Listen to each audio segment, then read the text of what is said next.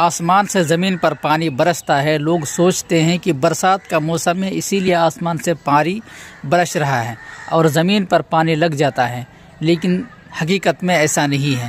زمین پر پانی لگنا نہ لگنا یہ اللہ کی قدرت کا کام ہے، یہ اللہ کی قدرت ایسا کرتا ہے۔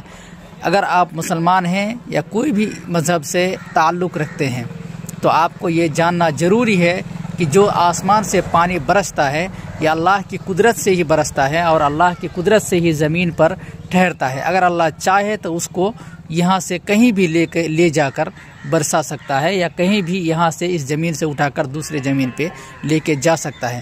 اللہ قرآن میں یہی ارشاد فرمایا ہے کہ ہم نے آسمان سے ایک اندازے کے تحت پانی کو برسایا، پھر ہم نے اس پانی کو زمین پر ٹھہرا دیا، ہم یقیناً قادر ہے اس پانی کو یہاں سے کہیں اور لے جانے کی۔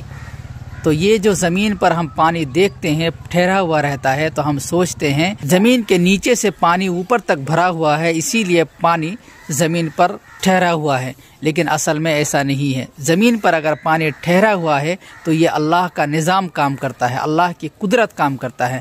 اللہ کی قدرت کے سوا کوئی بھی ایسا نہیں ہے کہ وہ زمین پر پانی کو ٹھہرا سکے۔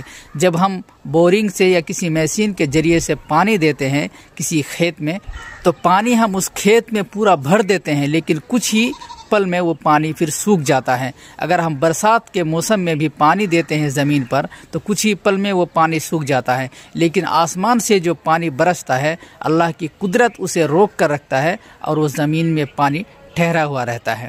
تو اگر ایسا غلط فہمی آپ کے دل میں ہے تو آپ اس غلط فہمی کو دور کر دیں، کیونکہ یہ اللہ کا نظام ہے کہ پانی زمین پر ٹھہرا ہوا ہے۔